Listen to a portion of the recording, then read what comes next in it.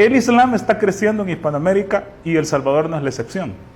Y he leído algunos comentarios en mi página y también en otras páginas referentes a este tema, que la gente que se convierte al Islam es porque la han comprado, porque la hemos comprado con paquetes de granos básicos o con carne, o que es gente ignorante, o que es gente que no sabe. Pero la verdad que en El Salvador, y eso no es desde hace poco, sino que estamos hablando desde 1992, cuando el doctor Armando Bukele Catán funda la primera mezquita, la gente que está entrando al Islam es de todo tipo, como debería entrar a cualquier religión y cualquier credo. Gente profesional, doctores, abogados, gente estudiada, incluso pastores, incluso gente que ha estudiado teología y que ha estudiado la Biblia. Así que este día, en este momento me acompañan, están conmigo, 2 expastores evangélicos que han decidido entrar al Islam.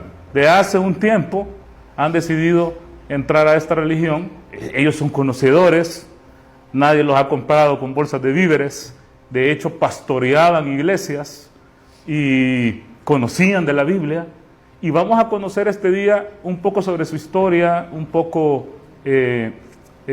por qué decidieron entrar al Islam, qué es lo que los motivó, y conocer un poquito de cómo era cuando pastoreaban, cómo eran sus denominaciones, y qué es lo que les nació en el corazón para de repente dar ese paso y convertirse. Son salvadoreños, nacidos en El Salvador, no son árabes, no es gente que iletrada, que no tiene conocimiento, sino que es gente que sabe. Así que tengo este día aquí al pastor, ex pastor pentecostal Alex Mengíbar, y tengo también con ustedes al ex pastor del Tabernáculo Bíblico Amigos de Israel de Jutiapa, pastor asociado Guillermo Sánchez. Así que un placer, hermanos, gracias por estar aquí. La paz con ustedes, es un placer. Bueno, yo me imagino que la gente quiere saber, porque un pastor que haya estudiado la Biblia, que ustedes han estudiado teología, conocen cómo es esta situación de la religión cristiana, han profundizado en esto, pastorearon, le enseñaron a la gente, llevaron este credo a gente que no lo conocía. Queremos saber, la gente quiere saber qué es lo que les hace cambiar esta fe y entrar al Islam. Vamos a empezar primero con el expastor bautista Guillermo, y que nos cuente un poquito cómo era la cosa. Tú estabas pastoreando una iglesia bautista. Claro, yo empiezo mis estudios teológicos a raíz de que estaba dentro de mí el tema de que yo quería servirle a Dios. Yo quería no solamente aprender más de Dios, sino que yo quería servir de la mejor forma a Dios. Entonces, desde muy temprana edad yo empecé con estudios laicos de Biblia. Eventualmente, con el pastor que estaba sirviendo, me dice que él no podía tener auxiliares o copastores, podemos decir la palabra así, o servidores líderes, sino solo personas que tuvieran estudios teológicos. Entonces empieza el tema de la motivación de meterme al colegio de teología, empiezo a estudiar. A medida empiezo a estudiar, pues empiezo a conocer realmente cosas históricas, historia universal, historia de la iglesia, historia incluso del mismo cristianismo aquí en El Salvador, y empiezo a ver de que realmente el propósito del estudio teológico es abrir la mente para poder explicar de mejor forma. Pero lastimosamente, a través de estos mismos estudios uno se llega a dar cuenta de que lo que se vive dentro de las iglesias, y esto no lo hablo con ánimo de dañar susceptibilidades, porque se va a dar, sino que el problema no son la feligresía, porque hay gente bien honesta practicando su religión, hay gente cristiana bien honesta. El problema son los que son líderes.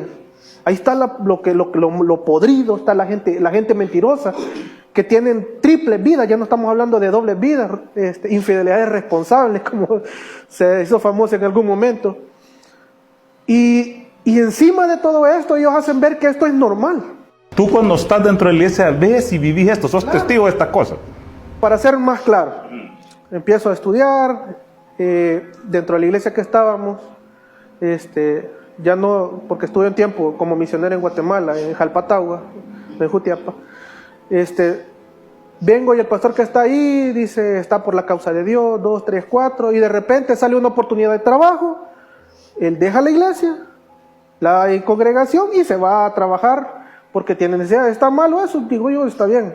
Pero no sé, si va a decir que está haciendo las cosas por la causa de Dios o por amor a Dios, los hechos no pueden ser diferentes a las palabras. Eventualmente venimos a Santa Ana y empezamos a trabajar con otro pastor y se da el problema. Viene este pastor, nosotros levantamos con otro hermano un grupo de jóvenes. Este hermano tenía una academia de computación y él, a su forma, tratando de ayudar, viene y proporciona becas y medias becas a jóvenes que no tienen nada que ver con el cristianismo, con el propósito de que, creyendo siempre en el mensaje de que sembrando es como se cosecha, queríamos sembrar un mensaje para sacar a gente, a niños, a jóvenes, de que no se fueran a meter en temas de pandillas o cosas por el estilo, y que tomaran el camino del temor a Dios. Eventualmente el pastor, cuando mira que estábamos creciendo en número, dice que le queríamos dar golpe de púlpito. Golpe de púlpito es quitarle el poder. Que queríamos nosotros ser los pastores y él salir volando. Nos echa. Busco un pastor de un megatemplo en Santa Ana, donde está el colegio de teología.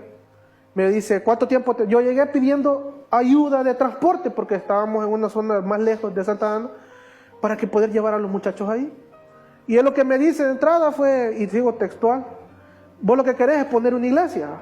¿Cuánto tiempo tenés de estar estudiando? Y le digo, ya son 4 sobre 4 semestres iba de colegio de teología, y me dicen, no, ya podés unir como pastor. Yo le digo, no, pastor, no, me dice, vos poner iglesia querés, pero, como le digo, textualmente me dijo, no te busques a los niños, buscate a los papás, porque los niños no mantienen iglesia. Literalmente, lastimosamente, el tema siempre es el temor al dinero. Y, como le digo, no voy a generalizar, porque eventualmente otro pastor de una iglesia más pobrecita, podemos decirlo así, él dice, no se preocupen, yo voy a tener a los muchachos aquí, y ahí se quedaron. A raíz de esto y otros problemas, yo decido mejor alejarme un poco del tema de las iglesias. Entender, vos, nace una decepción en tu corazón porque veías que ahí en medio de la fe y de la religión había como intereses económicos, intereses de crecer en plata, esta situación del diezmo. Para no, esto ya es un chiste rayado. Nosotros entrábamos a pie a la iglesia y el pastor entraba en un BMW y de repente entró en un pickup Mitsubishi Hilux, y si alguien tenía una necesidad, por ejemplo, pastor, fíjese que me falta para completar para el recibo de la luz, porque yo escuchaba de hermanos que habían cerrado, al pastor le dice, le vamos a pedir a Dios que te provea, que no sé qué, pero cuando había que pagar los recibos de la luz de la iglesia, el día domingo, hermanos, hay que ofrendar y tenemos que ponernos las pilas porque hay que pagar el recibo es de $5,000 y tenemos que pagarlo para pasado mañana. Hermanos, depositen su fe en Dios, crean que en Dios les va a proveer, porque Dios es misericordioso, y recuerden que el Malaquías dice... Una decepción de este el tipo del dinero, la situación económica, veías que no habían intereses espirituales, y vos decidís salir de la iglesia. Yo siempre me jacté de decir de que a mí me gustaba que mi familia estuviera en un lugar donde había una santa doctrina, donde se enseñaba temor a Dios, responsabilidad. Y yo con mi esposa, y en ese entonces mi bebé, decidimos ya no estar dentro de la iglesia. Eventualmente, casi un año después, a mi mamá, para entrar en detalles, la invitan a la mezquita. Y mi mamá invita a mi esposa. Y mi esposa me dice que ella iba, mira, tu mamá me dijo que si la acompañaba, y yo le digo, como es lo que todos van a pensar, los musulmanes son satánicos. Yo le dije, no vayas ahí porque son satánicos. Y les soy honesto, yo desconocía mucho acerca del tema de la religión del Islam. En estas zonas. Y me voy a trabajar todo el día, como era normalmente, yo regresaba entre 11, a veces 12 de la noche al de trabajar. Y mi esposa es una mujer que es bastante sincera, es una mujer honesta, tal vez es una mujer que no lee mucho en todo, pero es correcta con la forma de actuar. Entonces yo sabía ese día que me fui que ella no me iba a hacer caso en esta ocasión, y que se iba a ir con mi mamá para la mezquita. En la noche que yo regresé, a la hora que ya me estaba preparando la cena, eso de las 11 y algo de la noche, y le pregunto yo, porque siempre hablamos acerca de cómo nos fue en el día, Y la pregunta que le digo, ¿fuiste a la mezquita? Y ella se me queda viendo con ojitos de me vas a regañar y me dice, sí. Y le pregunto yo, ¿qué te dijeron ahí? Y ella, en lo que vive Dios, que esto fueran las palabras literales, me dijo, no enseñaron, no enseñan nada diferente a lo que vos has predicado. Y yo le dije, ¿cómo? Creen en Dios, hijos míos. Enseñan el amor al prójimo y el temor a Dios. ¿Cómo es eso? ¿Qué otro día tienen reunión? Entonces me dice ella el día domingo, y casualmente yo solo descansaba en esos entonces el muy día domingo a veces. Y me voy con ella el día domingo, entonces te voy a acompañar. Antes de ir ese día a la mezquita, yo me puse a investigar en el teléfono en qué creían los musulmanes, y 3 cosas bien puntuales. Encontré el nombre Alá, el nombre Mohammed, y encontré la palabra zakat. Y cuando llegué yo, lo que pregunté fue ¿qué creen los musulmanes? Y me dijeron, creemos en Dios.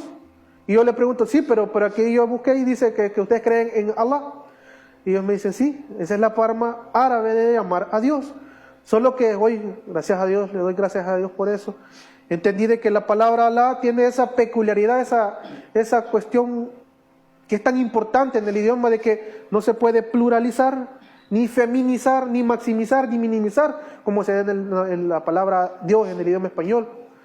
Además de eso, después pregunto, pero ¿y Mohammed? Dice, yo leí que ustedes adoran a Mohammed. Y me dicen, no, nosotros no adoramos a un hombre, nosotros adoramos solo a Dios. Mohammed es un profeta al igual que Jesús. Y le digo, pero Jesús es hijo de Dios. Y ellos me dicen, y hoy por hoy yo también lo ocupo esto como ya me parece muletilla, pero porque la Biblia no lo dice. Me dijeron, está bien. Me dice el hermano que llegó ese día, me dice, si usted me saca un versículo de la Biblia donde dice textualmente, Jesús dijo, yo soy Dios, adórenme, yo los voy a salvar, entonces yo me cambio al cristianismo, hermano. Y pues yo estudiando, leyendo, predicando, probablemente ese versículo no existe. Y aquel versículo que algunos sacan a bailar en las redes sociales de que yo y el Padre uno somos, eso no quiere decir que Jesús es Dios o es hijo de Dios, sino que simple y sencillamente habla del término de unidad de propósito. Lo utiliza también con los discípulos. Exacto. Entonces, y el otro tema que era muy crucial, porque como le digo, el tema de la decisión económica, que todo era dinero, que incluso con el neopentecostalismo que nos topamos por ahí estudiando un poco, la teología de la prosperidad, o la doctrina de la prosperidad, pregunta acerca del zakat, porque ya había leído, o sea, yo tenía ideas, nociones que me había prestado el tiempo para investigar. Y me dicen que el zakat es una obligación para cada musulmán, sacar el 2.5% anual, si tiene la capacidad. Y no es necesario buscar mediadores para hacer llegar la caridad a la persona que necesita. Esas son de las cosas que a mí me enamoró del libro. Y así fue como entraste tú. 2 meses y medio después de estar asistiendo a la mezquita, les soy honesto, todavía yo debatía con el tema de que Jesús no es hijo de Dios. Pero yo estaba claro de que en el Antiguo Testamento y en el Nuevo Testamento se había aclarado de que, escucha Israel, Jehová tu Dios, Jehová uno es, a él solo lo adorarás, a él solo servirás. Entonces, el primer mandamiento. El primer mandamiento, el primer gran mandamiento lo dice en el Nuevo Testamento. Entonces, decidí aceptar el Islam para empezar a entender más y convencerme como lo hago ahora, y le doy gracias a Dios por eso, porque realmente no es fácil. Un sheikh me dijo, le felicito porque usted se tomó su tiempo para empezar a estudiar, a criticar y a aprender. Porque una persona, una buena persona, no cambia su religión de la noche a la mañana. Es un proceso. Entonces, igual alhamdulillah en la mezquita se ve ese fenómeno, que la gente llega y critican, o sea, llegan con el deseo de aprender, pero también critican. O sea, el tema medular es por qué Jesús no es hijo de Dios. Al final la gente se va convenciendo de que realmente el propósito de la creación del hombre es que adore solo a Dios. Y que este es Dios uno. Y que Dios es uno. Indivisible. Ya, vamos a seguir.